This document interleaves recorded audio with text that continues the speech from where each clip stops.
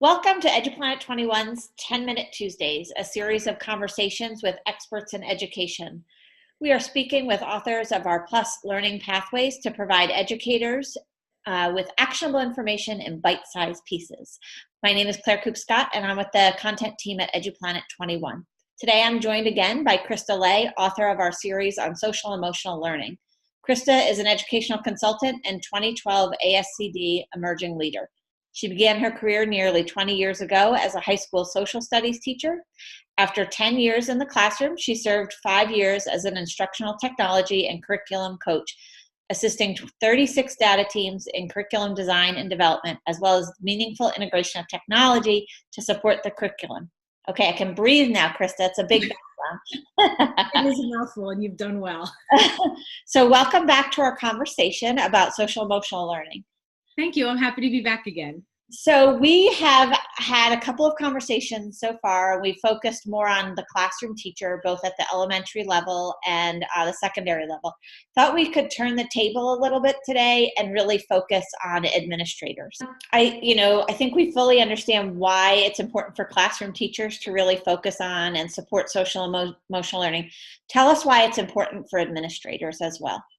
Yeah, a great question, because I think one of the misconceptions is that social emotional learning is only for a certain population of our students who maybe have emotional needs or have IEPs, when it's really for every single student in our buildings. It's a tier 1 piece that is valuable for all students, but also it's valuable for us as adults and for our teachers. So it's not just something that we need to support our students in their growth, but we need to be really mindful of our own personal growth and how do we model that for our students so that they can learn. In my work with administrators over the last 5 or 6 years, what we've really come to understand is that it's not one more thing that we're asking our teachers to do. It is the essential thing. It's the foundation for all learning and all growth. We don't just run our classrooms, we have learning communities. And as educators, we're not just responsible for the academic growth of our students, but we're also responsible for their social and emotional growth so that they're best prepared for what life brings them after high school. And so one of the first steps that we say as administrators is that before you ask your teachers to learn about this and to be more purposeful in their implementation, is that how are you modeling those things for your teachers? So if we want all of our students to feel healthy and safe, engaged, valued, accepted as part of that learning community, are all of our teachers feeling valued and accepted and an integral part of the learning community?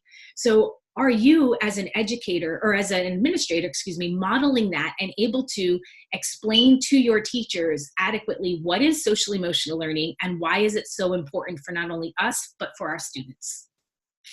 Can you talk a little bit about SEL and school climate and what the administrator's role is in creating a supportive environment?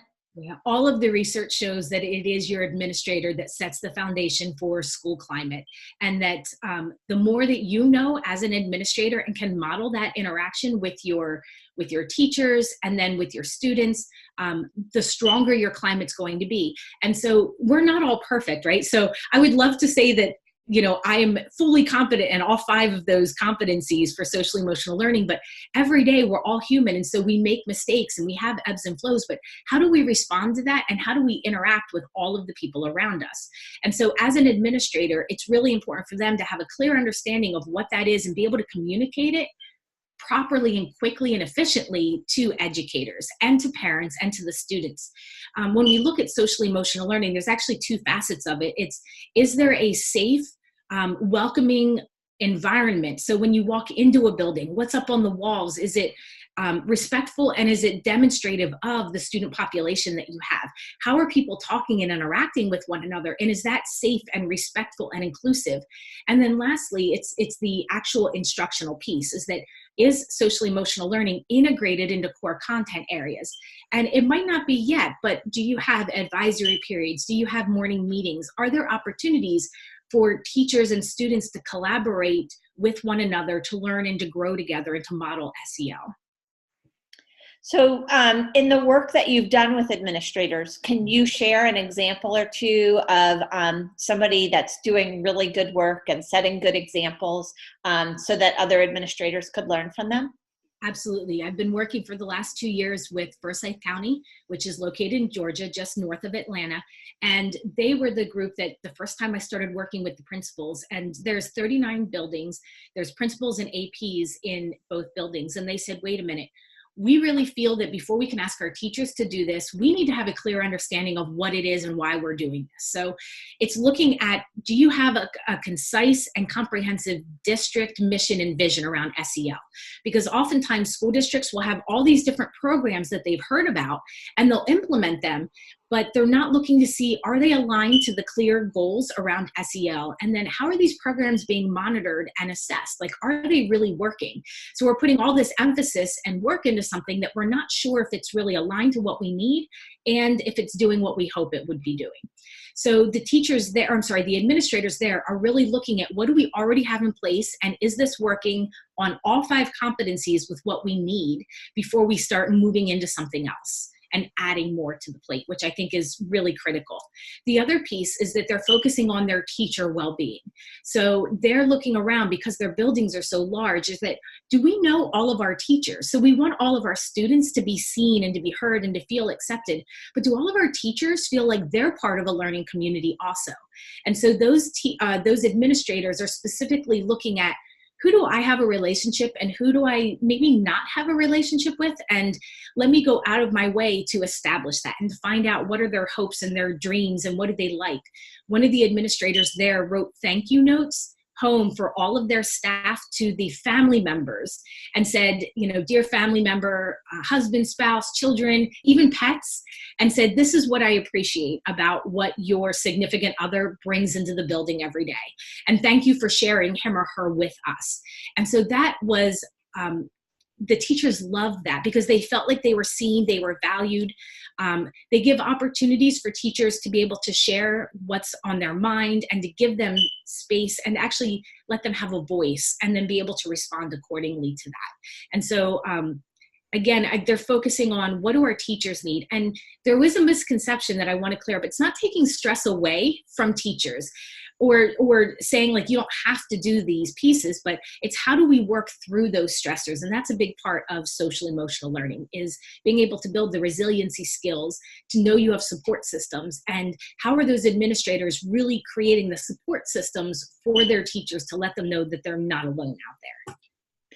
So what are some suggestions? I'm sure we have folks listening who might be district administration that might want to start taking a look at SEL as an overall district, but we also might have some building administrators who maybe aren't in a district that wants to focus on it, but they want to focus on it in their building. So what are some tips you can give them for getting started? Great question. The first tip I would say is that you can start SEL in a classroom, in a department, in the building, in the district. So no place is too small. It's just a matter of starting and moving forward. It is best to be district-wide, but it does take more time to be able to do that because you want to make sure that you really do have, one, an understanding of what social emotional learning is in your district and what that's going to look like. What are the expectations? And then making sure that everybody has a common understanding and a common language of what that is and what that looks like and sounds like. The second piece of that, I think, is that taking small steps. So change takes time, and you're not going to see it happen in a year or in 2 years, but to allow your teachers to grow and evolve in their own social emotional learning so that they can feel comfortable facilitating and giving their students opportunities to practice these skills. And so I would also then say that for administrators, let your teachers experience those opportunities to practice. You just can't say this is, how you need to behave and what you need to do, but how can we let our teachers experience that and then reflect on their own social emotional learning growth as well? Also, as an administrator, I'd say that we want to start in our buildings with our teachers and our students, but we can't do it alone. So know that you do need to eventually get to communicating with your parents, with your community, with organizations, and it has to be a full scale involvement at some point so that students are feeling like they're being supported from all of the major stakeholders in their lives. Do you have any information you'd like to share about the learning path that you created for administrators? Yes, I think that the learning path can help walk you step by step what you can think about and considerations for how to not only support your teachers, but also support your students as well in the building. And having an understanding that you have many different avenues from which to start, but there are some core considerations that you need to think through before just launching into, okay, here's what we're doing.